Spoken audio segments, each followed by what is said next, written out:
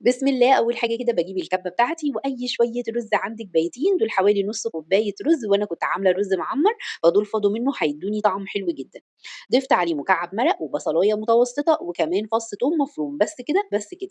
هاضربهم كويس جدًا في الكبة لحد ما الرُز يبتدي يتكسّر معايا، وطبعًا هو هيتكسّر معايا لإن هو طري أصلًا ومستوي. معايا ربع كيلو من اللحمة المفرومة، ضِفت عليها بقى الخليط اللي إحنا ضربناه ده زي ما أنتم شايفين كده، وهاضيف شوية إضافات بسيطة، شوية فلفل أسود وشوية من بهارات اللحمة، وشوية من البابريكا، ومش هاضيف ملح لإن مكعب المرقة فيه ملح، لو ما ضفتيش مكعب مرق تقدري تضيفي مكانه ملح طبعًا، تمام؟ بُصّوا بقى أي بهارات بتحبوها في الوصفة دي تنفع، أنا مش باحب أكتر بهارات في اللحوم والفراخ عشان أحس بطعمهم كده، كده بالنسبة لي البهارات دي كفاية جدًا. بُصّوا بقى هنبدأ نشكّلها بعد ما نعجنها كويس جدًا، جدًا بإيدينا، ولو ينفع تحطيها في الكبة حطيها في الكبة كمان.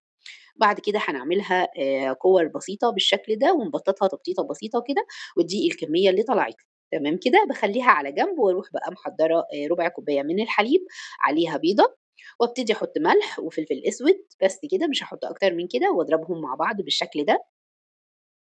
وبعد كده باجيب بقى الكفتة بتاعتي أبدأ أنزل بيها زي ما أنتم شايفين في خليط البيض والحليب، وعلى طول على الفيجيتار، ده باجيبه من عند العطار سايب كده، بس ده فيجيتار كريسبي لونه حلو جدًا وبيعجب الولاد عندي، فطعمه بيبقى حلو كمان، فحبيته فمش باغيّره بصراحة، لمّا بالاقيه على طول باجيبه، شايفين شكله عامل إزاي؟ اسمه فيجيتار كريسبي. تمام كده، بس سهلة خالص، هاخلّص الكمية بتاعتي كلّها بالشكل ده من البيض على طول على البقسماط، مش هاحط بقى في دقيق ولا أي حاجة، هي كده كفاية أوي، وباضغط عليها ضغطة جامدة كده في الفيجيتار عشان تدّيني الحجم ده زي ما أنتم شايفين تكبر شوية.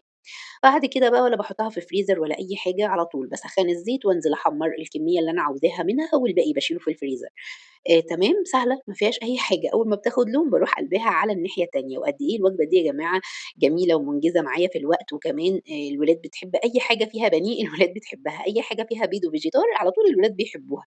فهتلاقي نفسِك بتعمليها لولادِك على طول وهُم كمان بيطلبوها منِّك.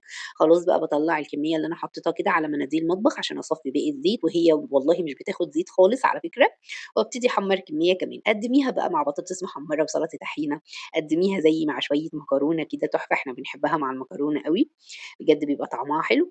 أفكار بسيطة ينفع تعمليها ساندوتشات لولادِك، ينفع تدّيها لهم في الlunch box زي ما أنتِ حابة، يعني بصراحة هي وجبة غدا حلوة واقتصادية، سهلة وسريعة وطعمها حلو، وأنا عملتها معاكم أكتر من مرّة. إيه رأيكم بقى في الجمال والطعامة؟ وعايزة أقول لكم إن هي ما فيهاش baking powder ومش مكتومة ولا أي حاجة، بُصّوا من جوّه عاملة إزاي، هشة جدًا وخطيرة. اعملوا like وshare للفيديو وبألف هنا وشفا وبس كده.